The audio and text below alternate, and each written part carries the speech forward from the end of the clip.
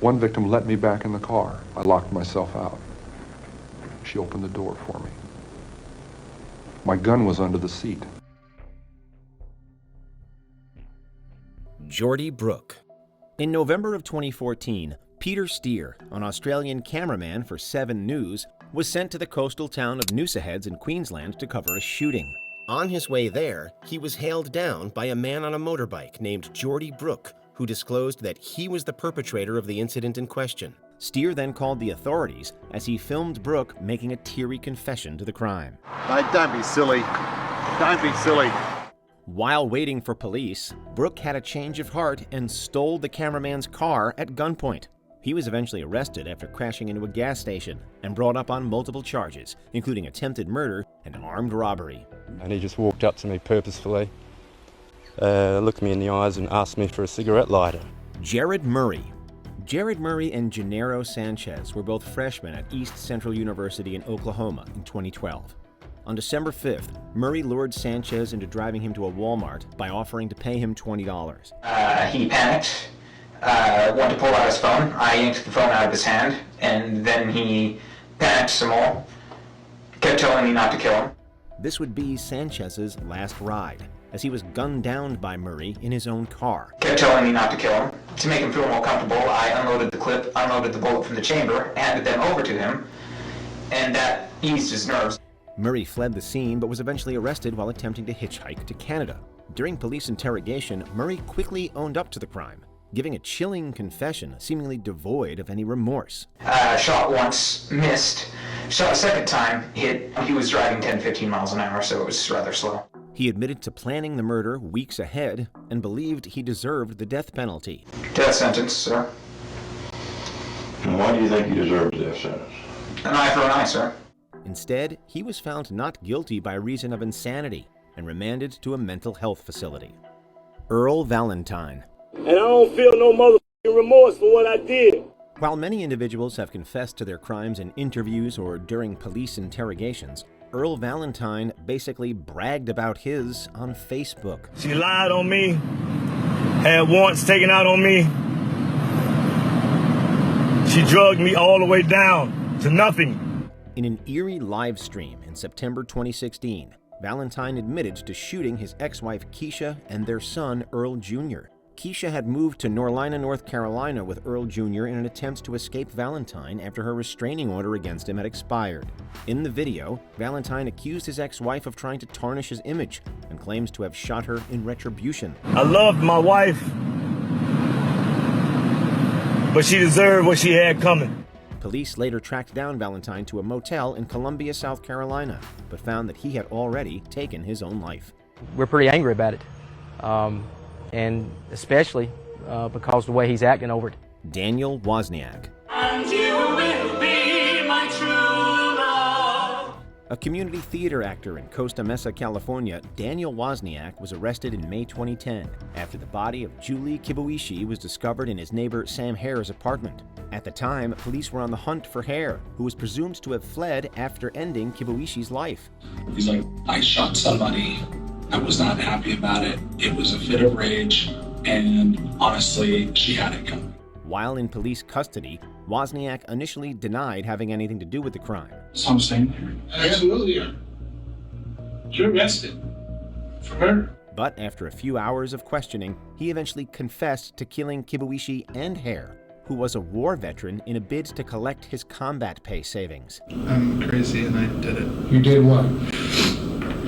I killed Julie and I killed Sam. In 2016, Wozniak was found guilty of 2 counts of first-degree murder and handed the death penalty. Mark Chopper Reed. One of the most notorious criminals in Australian history, Mark Chopper Reed had a long rap sheet that included crimes like armed robbery, kidnapping, and arson. And you stand back and you go, smash to the back of the head. Reed's notorious activities led to him spending a large chunk of his adult life incarcerated.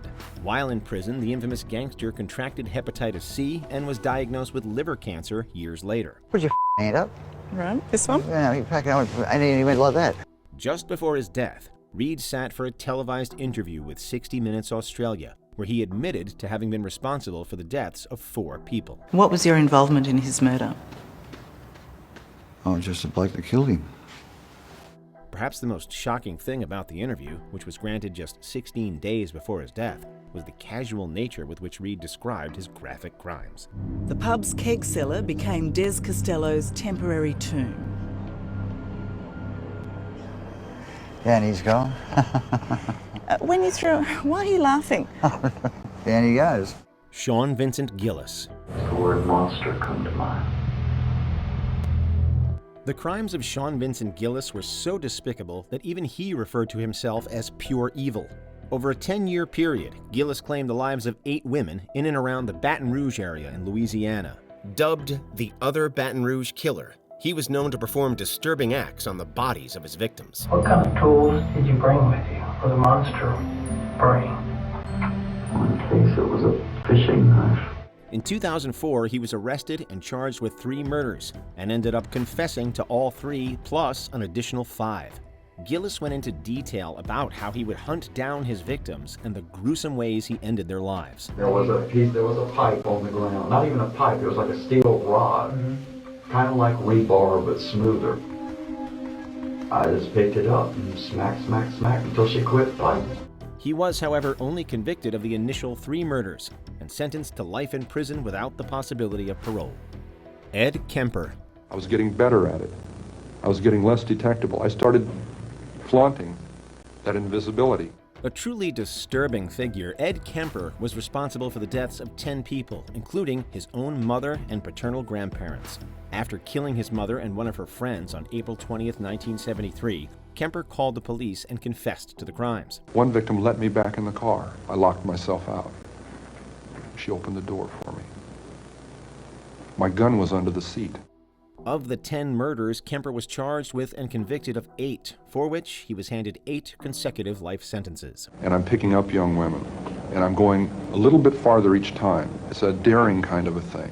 Throughout his life in prison, Kemper granted multiple interviews, such as for the documentary Murder, No Apparent Motive, during which he opened up about his crimes in explicit details. So how come they get in a car with somebody at that time? She judged me not to be that guy. I didn't look like him. He was also profiled by agents of the FBI's Behavioral Science Unit, which was portrayed in the Netflix series Mindhunter.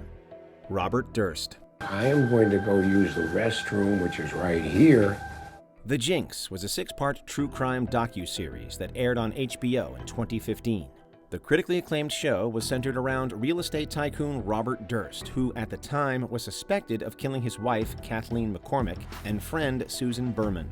In the final episode, Durst is shown a damning handwritten letter about Berman's murder that seemed to match his writing. But he flat out denies being the author. There it is. You're caught. Then, in what is arguably one of the most shocking moments in TV history, he goes to the bathroom and seemingly confesses to the crimes, while his mic is still recording. Killed them all. Of course. Durst was later given a life sentence for Berman's death, but he died of cardiac arrest just 3 months later. The BTK Killer. The BTK Killer was the self-imposed nickname of American serial killer Dennis Rader. After you tied them up, what occurred? Well, they started complaining about being tied up, and I re-loosened the bonds a couple of times, tried to make Mr. Otero as comfortable as I could. Rader murdered 10 people in the state of Kansas between 1974 and 1991 and sent letters to the authorities bragging about it. He was eventually caught in 2005 after sending police a floppy disk with metadata that revealed his identity. I didn't have a mask on or anything. They already could ID me, and made a decision to go ahead and put him down. On the day of his trial, Rader surprised the court by instead pleading guilty to all 10 counts of first-degree murder and vividly recounted how he carried them out. Tied his feet to the bedpost, on the bedpost so he couldn't run. Kind of tied her in the other bedroom. Throughout the chilling, nearly 1-hour-long confession, Rader offered no apologies for his actions and was later handed 10 consecutive life sentences. Ted Bundy.